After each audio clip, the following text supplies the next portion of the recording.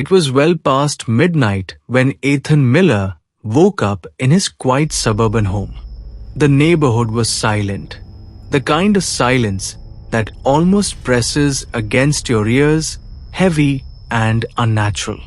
The hum of the refrigerator in the kitchen was the only sound in the house. Then he heard it. A knock, soft, deliberate, and far too calm for the hour. Ethan sat up on the couch where he had dozed off watching television. His first thought was that he had imagined it.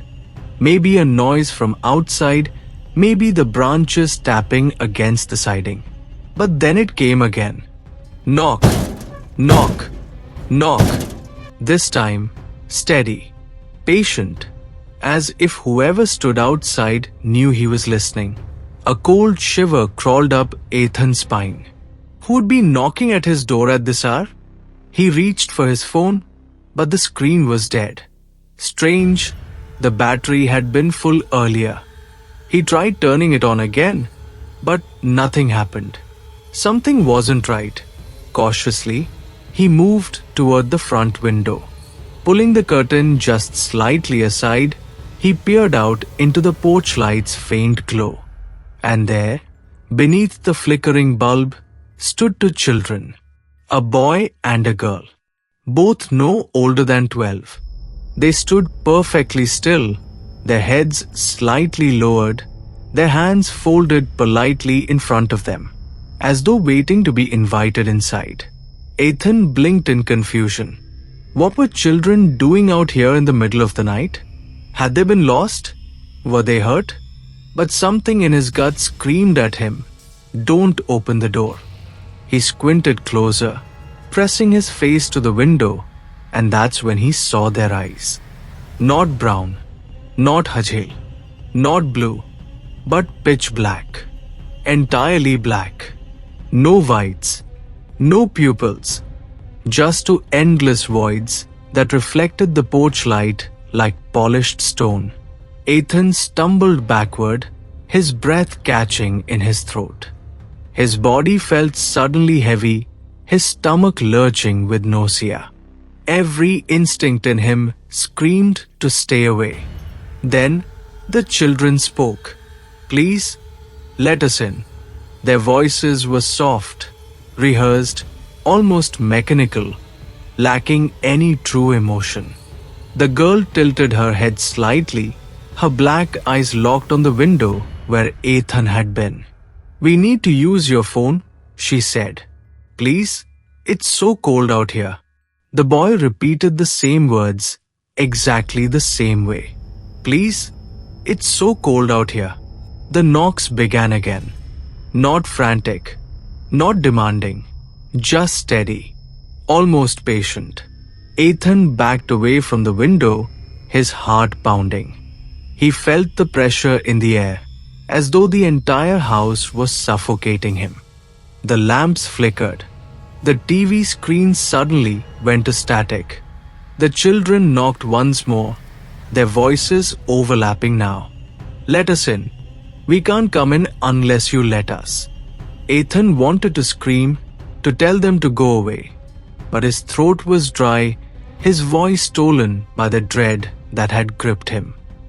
His legs trembled as he stumbled toward the back of the house, as far from the door as he could get.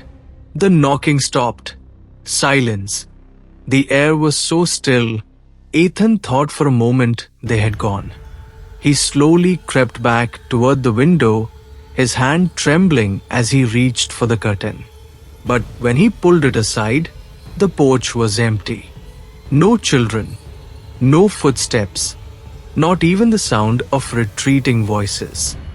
Just the cold, silent night.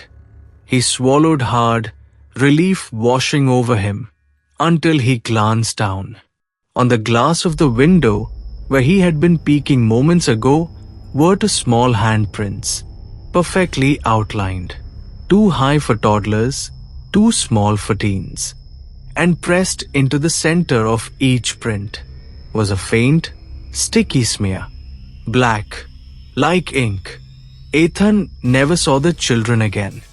But for weeks afterward, he swore he heard faint knocks in the night, always at the same hour, always patient, always waiting. And every time, he asked himself the same question. What would have happened if he had let them in? Weeks pass. Ethan tries to forget. He avoids looking out windows at night. He leaves the TV on, hoping sound will drown out the silence. One evening, he looks outside and sees a sleek black car parked at the edge of his driveway. Its headlights are off, its windows tinted.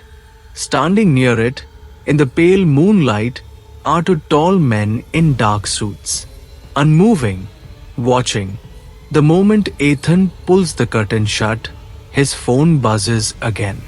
A new message. They are with us now. The knocking grows bolder. Every night now. Always at 3 a.m.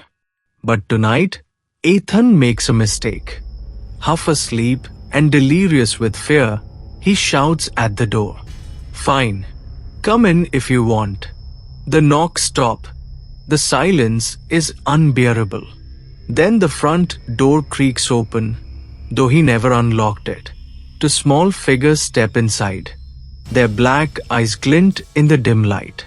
Behind them, the tall men from the black car linger in the doorway, their faces pale and expressionless. Ethan's body seizes with fear as the children whisper in unison. Neighbors report never seeing Ethan again. His house remains locked, untouched, as if frozen in time.